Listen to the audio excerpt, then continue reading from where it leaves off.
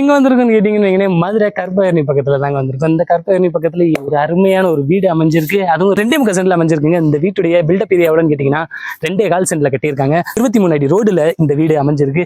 வீடு அதாவது main road, இந்த மெயின் ரோட்ல இருந்து ரொம்பவே பக்கமாக இருக்குங்க.